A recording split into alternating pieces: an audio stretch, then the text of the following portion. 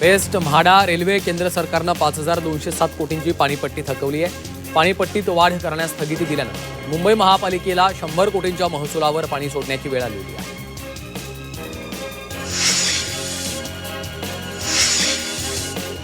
म्हाडानं नायगाव बीडीडी चाळीच्या दुसऱ्या टप्प्यातल्या नवीन घरांच्या लॉटरीची तयारी सुरू केली. एका घराला एक पार्किंग, भाडेवाढ या प्रमुख मुद्द्यांवर कोणताही ठोस निर्णय जाहीर न करताच लॉटरीची तयारी सुरू केली.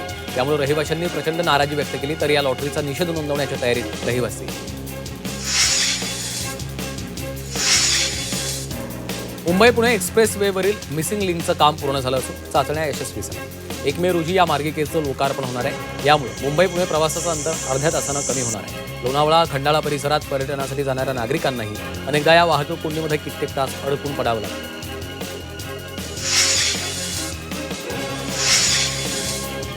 म्हाडाच्या कोकण मंडळामध्ये निम्म्याहून अधिक जागा रिक्त आहेत. त्यामुळे कर्मचाऱ्यांवर कामाचा अतिरिक्त ताण येत आहे.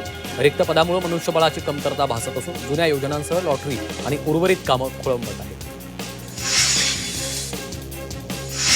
राज्यातील शिक्षक आणि इतर कर्मचाऱ्यांना सेवार्थ प्रणालीमधील ई-केवायसी पूर्ण करण्यासाठी शासनानं मुदतवाढ दिली आहे. त्यामुळे राज्यातील लाखो शिक्षक आणि शिक्षकेतर कर्मचाऱ्यांना दिलासा मिळाला आहे. नवीन आदेशानुसार मे 2026च्या वेतनापूर्वी सर्व संबंधित शिक्षक आणि कर्मचाऱ्यांनी ई-केवायसी पूर्ण करणं आवश्यक आहे. विविध क्षेत्रातील वृद्ध कलावंतांना सरकारकडनं दरमहा 5,000 रुपये मानधन दिलं जातं. मात्र हजारो कलावंतांचं मानधन आधार पडताळणीच्या अभावी रखडलं. त्यामुळे बंद पडलेली आपले सरकार सेवा केंद्र तातडीनं कार्यान्वित करण्याचे निर्देश मंत्री आशिष शेलार यांनी दिले.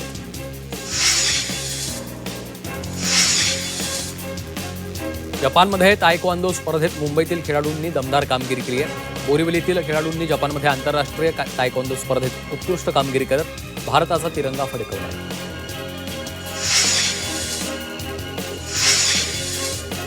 एअर इंडिया विमान कंपनीला आर्थिक वर्ष 2026 मध्ये सुमारे 20,000 कोटी रुपये तोटा झालाय. वाढता तोटा कमी करण्यासाठी एअर इंडिया आपल्या विमानसेवा 15 ते 20% कपात करण्याच्या विचारात आहे. विमानाचं इंधन महाग झाल्यामुळे आणि ऑपरेशनल आव्हानांमुळे कंपनीला हा निर्णय घ्यावा लागतो.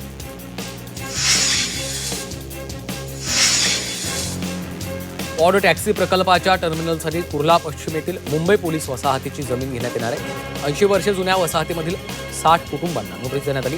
मात्र आम्ही बांधकाम कर्ज देतो, प्रकल्पाच्या ठिकाणी 500 चौरस फुटांचं घर बांधून द्या अशी मागणी पोलीस कुटुंबांनी केली.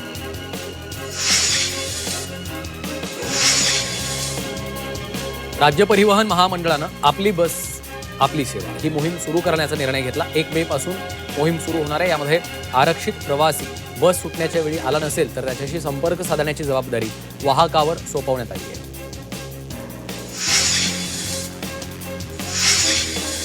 मुंबईमध्ये काँग्रेसच्या कार्यकर्त्यांचं SIRचं प्रशिक्षण शिबिर संपन्न झालं. निवडणूक आयोगाच्या SIR प्रक्रियेवर चर्चा झाली. यावेळी मोठ्या संख्येने कार्यकर्त्यांची उपस्थिती होती. डोंबिवलीमध्ये बुक स्ट्रीट या आगळ्या वेगळ्या उपक्रमाचं आयोजन केलं. जुन्या नवीन विविध विषयांवरील हजारो पुस्तकं इथे उपलब्ध असून लहानांपासून सर्वच पुस्तकं शोधण्यात मग्न झाले. या उपक्रमाचं सर्वात मोठं आकर्षण म्हणजे प्रत्येक वाचनप्रेमीला कोणतंही एक पुस्तक पूर्णपणे विनामूल्य घेण्याची संधी दिली जाते. ठाण्याच्या स्वर्गीय गंगूबाई शिंदे सभागृहात पक्षप्रवेश कार्यक्रमाचं आयोजन करण्यात आलं. लातूर व नांदेड जिल्ह्यातील शरद पवार पक्षातील माजी आमदार आणि अनेक पदाधिकारी लोकप्रतिनिधींचा शिंदे शिवसेना पक्षात प्रवेश होणार आहे. उपमुख्यमंत्री एकनाथ शिंदे यांच्या उपस्थितीमध्ये पक्षप्रवेश संपन्न होईल.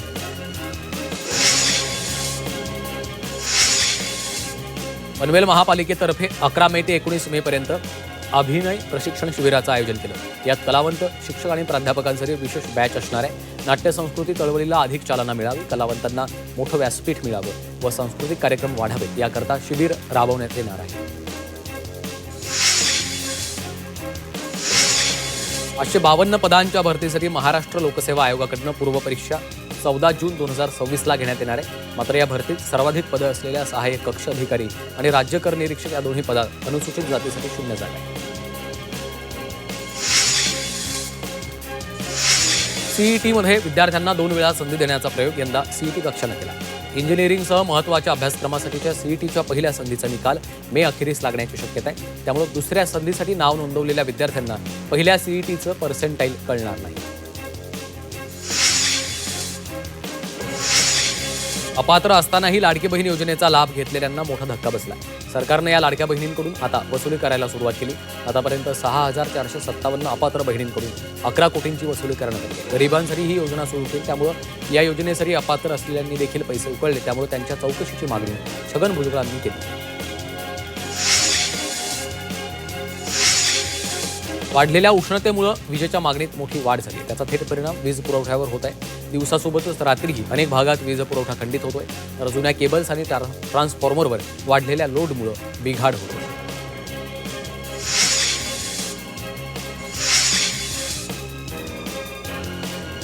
मुंबईमधील खार इथल्या खासदार राघव चड्ढा यांच्या निवासस्थानी आप कार्यकर्त्यांनी आंदोलन केलं.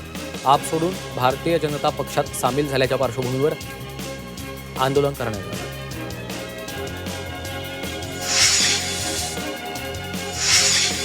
नवी मुंबईच्या वाशीमध्ये काँग्रेसतर्फे छत्रपती शिवाजी महाराजांचा अपमान करणाऱ्या धीरेंद्र शास्त्री विरोधात जोडे मारो आंदोलन करण्यात आले. यावेळी जोरदार घोषणाबाजी करत काँग्रेस कार्यकर्त्यांनी धीरेंद्र शास्त्रींच्या फोटोला जोडे मारत निषेध केला.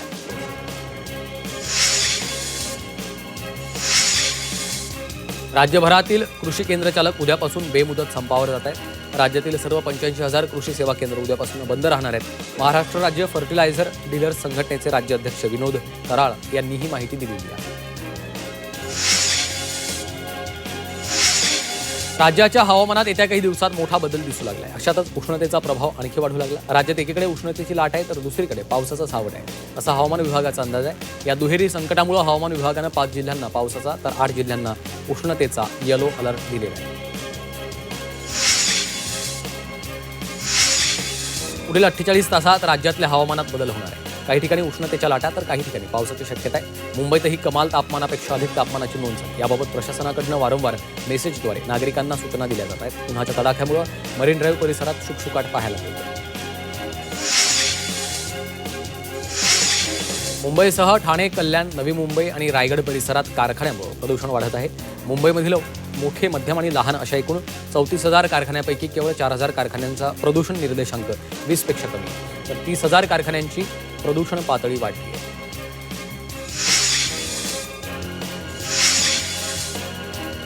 कांजूरमार्गमधील डम्पिंग ग्राउंडमुळे होणारं प्रदूषण रोखण्यात अपयशी ठरलेल्या महापालिका आणि राज्य सरकारची उच्च न्यायालयानं खरडपट्टी काढली.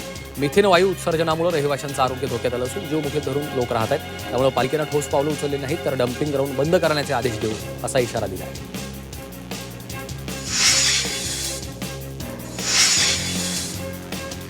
मुंबईसह ठाणे, रायगड, नवी मुंबई, डोंबिवली परिसरात प्रदूषणात वाढ होत असल्याचं समोर आलं. महाराष्ट्र प्रदूषण नियंत्रण मंडळाच्या अहवालात 12 भागांमधील प्रदूषणकारी कंपन्यांची आकडेवारी डिसेंबर 2025 मध्ये जाहीर करण्यात आली. यात कल्याण आणि डोंबिवली भागातील प्रदूषणकारी कंपन्यांचा समावेश आहे.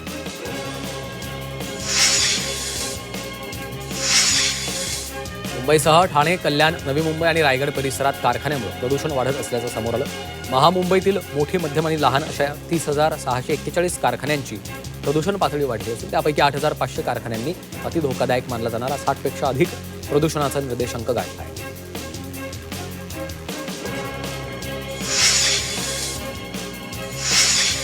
हापूस आंब्यांच्या आठवडाभरात बाजारात आवक वाढल्यामुळे दरात घट झाली. घाऊक बाजारात 1 डझन आंब्याचा दर 500 ते 1,000 रुपयांपर्यंत आहे.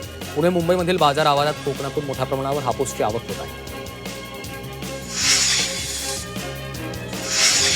मुंबईमध्ये मलेरियानं थैमान घातलं. राज्यात 4 महिन्यामध्ये मलेरियाचे 2,720 रुग्ण आढळले. यात सर्वाधिक रुग्ण 1,773 मुंबईतले आहेत. या रुग्णांची वेळीच तपासणी करून उपचार करण्यात आल्यामुळे अनेकांना दिलासा मिळाला. नवी मुंबईला पाणी पुरवठा करणाऱ्या मोरबे धरणात 43% इतकाच पाणीसाठा उपलब्ध आहे. त्यापैकी 1 महिन्याचा राखीव साठा वगळता प्रत्यक्ष 27.22% इतका पाणीसाठा उपलब्ध आहे.